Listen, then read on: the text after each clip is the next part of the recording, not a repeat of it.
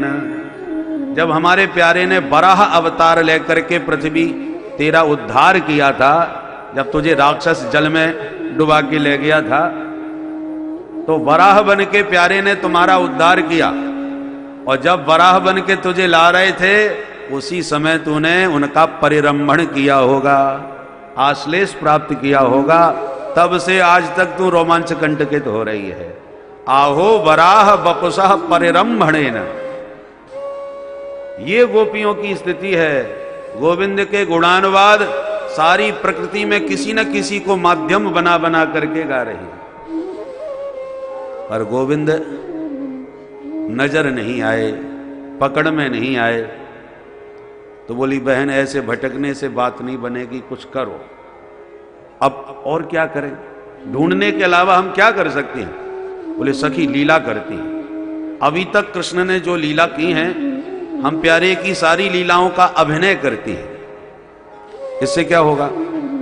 बोले उससे ये होगा कि जब हम उनकी लीलाओं का अभिनय करेंगी तो जैसी लीला उन्होंने करी है वैसा तो हम कर नहीं पाएंगे। ऊट पटांग इधर उधर कुछ गड़बड़ करेंगी तो प्यारे, ये तो पक्की बात है, वो कहीं छुप छुप के हमें देख तो रहे हैं पर हमारे सामने नहीं आ रहे। तो जब छुप छुप के हमारी लीला देखेंगे तो लीला देखने वो इतने मस्त हो जाएंगे कि जब हम कुछ गड़बड़ करेंगे तो तुरंत आके कहेंगे ऐसे नहीं, ऐसे करो, ये लीला ऐसे नहीं हुई थी, ऐसे हुई थी। टोकने रोकने के लिए जब आएंगे तभी पकड़े जाएंगे। इसलिए यही तरीका बढ़िया है। तो सब लीला अभिनय करने लगी। एक गोपी पूतना बन के आ गई, तो दूसरी गोपी कन्हैया बन गई, और पूतना बड़ी गोपी को पटक करके सब गोपियां बोली पूतना मर गई, पूतना मर गई, पूतना मर गई। एक गोपी अपनी चुनरी को, उत्तरीय को आकाश में लहराती उड़ाती कहती है, मां भैष्ट बात वर्षाभ्याम, इंद्र से कोई मत डरना, ये पानी तुम्हारा कुछ नहीं बिगाड़ सकता, देखो मैंने गोवर्धन उठा लिया, उठा लिया। इस प्रकार से अब तक गोविंद ने जितनी लीलाएं की थी, ब्रज गोपियों ने समस्त लीलाओं का अभिनय किया, परंतु गोविंद नहीं आए। अब उधर गोविंद कुंज के भीतर किशोरी जी को मनाने में लगे, उनके चरण दबा रहे हैं, उन्हें रिझाने के लिए विविध अपने बल्गो वाक्य की संरचना से प्रसन्न चित्त करने का प्रयास कर रहे हैं। और किशोरी जी रूठी बैठी हैं भ्रकुटी ताने। चापत चरण मोहन लाल, अनेक प्रकार से चरण वंदना कर रहे हैं गोविंद। यही दृश्य रसिकों ने देखा और तब से ब्रज में राधा राधा पुकारना प्रारंभ कर दिया कि ब्रज की रानी तो राधा रानी है, स्वामिनी है। किशोरी जी बोली प्यारे अब मैं आपके साथ नहीं चल सकती। देखिए किशोरी जी रूठने का जानबूझ करके अभिनय कर रही है। कारण क्योंकि किशोरी जी ही जानती हैं कि जिस कारण से प्यारे उन्हें छोड़ के भागे आए हैं, वो कितना भी प्रयास करें, मेरा अनुग्रह पाए बिना, मेरी सन्निधि पाए बिना सखियों को प्यारे का दर्शन दोबारा नहीं होने वाला। तो मैं सखियों के बीच तक पहुंचूं कैसे? और वो मैं उन तक नहीं पहुंचती तो वो इन तक नहीं पहुंच सकती। तो ये कई उपाय है कि जो बीमारी उनको हुई वही बीमारी यदि हमको दिखे तो शायद हमको भी छोड़ के चले जाए। तो अभिमान है नहीं, फिर भी माननी बन करके अभिमान करने का प्रयास कर रही है। न पा रहे हम चले तुम, प्यारे हम तुम्हारे साथ चल नहीं सकते। भगवान बोले ओ हो बहुत थक गई हो, स्कंध आरुह्यताम, आओ प्रियाजू हमारे कंधे पर विराजमान हो जाओ। बड़े प्यार से भगवान ने कंधा झुकाया और बोले बताओ कहां लेके चलूं? किशोरी जी बोली नयमाम यत्र ते मनः, तुम्हें जहां ले जाना हो वहां ले जाओ। अब किशोरी जी के इन शब्दों में व्यंग भी छुपा है। क्या? बोले प्यारे चरण भले ही आप हमारे पलोट रहे हो, पर मैं अच्छी तरह देख रही हूं तुम भी उन गोपियों का ही चिंतन कर रहे हो। तन मेरे पास है पर मन तुम्हारा उन्हीं के पास पड़ा हुआ है, इसलिए नयमाम यत्र ते मनः, जहां तुम्हारा मन पड़ा हुआ है वहीं पर मुझे भी लेकर के चलो। यत्र ते मनः तत्र माम नय। देखो व्यक्ति का चेहरा सब बता देता है कि ये मन से यहां बैठा है कि केवल तन से। चेहरा भीतर की सारी स्थिति प्रकट कर देता है। तो किशोरी जी सब समझ रही हैं कि हाथों से तो मेरे चरण दबा रहे हैं और मन से उनका ध्यान लगा रहे हैं कि उनके पास कब जाऊं, कैसे जाऊं, कहां जाऊं, उन्हीं के बारे में सोच रहे हैं। इसलिए नयमाम यत्र ते मनः, जिन सखियों के बारे में सोच रहे हो उन्हीं सखियों के बीच में मुझे भी लेके चलो। ये व्यंग है। भगवान बोले विराजमान हो जाओ। और जैसे ही किशोरी जी ने बैठने के लिए कदम उठाया तो कंधा झुका हुआ जब प्रभु का देखा तो किशोरी जी एकदम आनंद विभोर हो गए। यह सोच करके विचार करने लगी कि प्यारे कितना प्रेम के विग्रह है।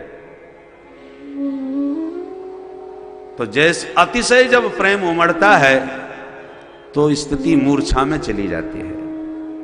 तो गोविंद के इस अतिशय प्रेम का दर्शन करके किशोरी जी प्रेम विभोर हो गई और इतना प्रेम जगा कि किशोरी जी उसी प्रेम का दर्शन करके भाव विभोर होती हुई मूर्छा में चली गई। और जैसी मूर्छित होकर किशोरी जी गिरी उसी वक्त उसी कुंज में सखियों ने प्रवेश किया, पग चिन्ह देखती देखती। अनया राध तो नूनम भगवान हरिश्वर। सखी देखो प्यारे के चरण चिन्ह यहां दिख रहे हैं, इसका मतलब यहीं कहीं छुपे हुए हैं। और चरण चिन्ह देखकर जब कुंज में प्रवेश किया उधर किशोरी जी मूर्छा में गईं, इधर सखियों ने प्रवेश किया।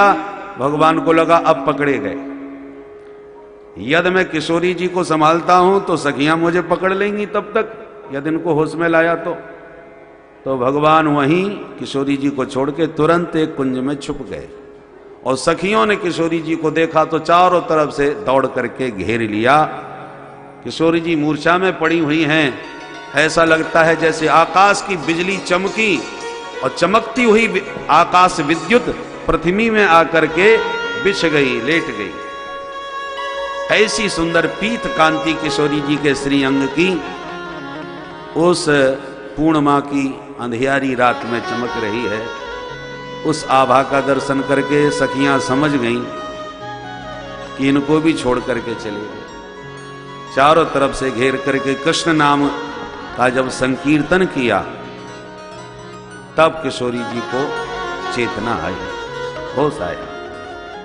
जैसे किशोरी जी को होश आया तो बार बार अपने प्यारे प्रियतम को पुकार उठी, हा नाथ रमण प्रेष्ठ क्वासी क्वासी महाभुज दास्यास्ते कृपणाया में सखे दर्शय सन्निधि। गोपियां बार बार प्रभु को पुकार रही हैं, हा नाथ। जब प्यार से प्रभु को हा नाथ कहा, रसिकों की ऐसी मान्यता है कि इस पंक्ति में 5 संबोधन किए हैं गोविंद के लिए ब्रज गोपियों ने राधा रानी के साथ। तो भगवान के 5 स्वयंभू विग्रह प्रकट हुए हैं ब्रज मंडल में। जब कहा हा नाथ तो भगवान गोपीनाथ बन के प्रकट हुए। जब कहा हा रमण तो श्री राधा रमण लाल जी के रूप में प्रभु प्रकट हुए। जब कहा हे प्रेष्ठ, प्रेष्ठ कहते हैं वल्लभ, तो भगवान राधा वल्लभ बन करके प्रकट हुए। और जब कहा हे सखे तो ठाकुर जी श्री बांके बिहारी लाल बन करके प्रकट हुए। और जब कहा हे महाभुज तो भगवान मदन मोहन सरकार बन के प्रकट हो गए।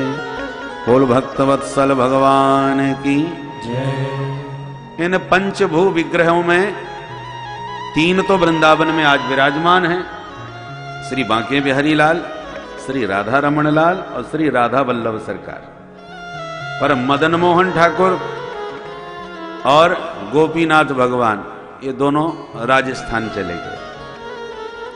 मदन मोहन भगवान तो करौली में विराजमान है। तो ऐसे ये पंच विग्रह हैं, पर गोविंद ब्रज गोपियों के सन्मुख अभी प्रकट नहीं हुए। तब किशोरी जी ने कहा, सखियो, उन्हें ढूंढ करके कभी कोई नहीं पा सकता। हम जितना उन्हें ढूंढने का प्रयास करेंगी, वो उतने ही और गहरे जंगल में छुपने का प्रयास करेंगे। तो सखी, हम ढूंढें और वो छुपें, ये लुका छुपी का खेल रात भर यूं ही चलता रहेगा और कुछ हाथ नहीं लगेगा। कष्ट इस बात का भी है कि जितना वो गहरे वन में हमारे कारण छुपने के लिए जाएंगे, उतना ही उनके चरणों में कांटे, कंकड़ आदि सब चुभेंगे। हमारे लिए और भी ये कष्टप्रद बात है कि हमारे कारण हमारे प्यारे को कष्ट उठाना पड़ा वन वन में छुपने के लिए, इसलिए हम उनका पीछा नहीं करेंगे। हम सब वापस लौट करके यमुना तट पर चलती हैं और यमुना के किनारे बैठ के उन्हें पुकारेंगी। पधारेंगे तो ठीक है, और यदि नहीं पधारे तो जमुना जी में ही हम अपने आप को समर्पित कर देंगे। तो पुनः पुलिनमागत्य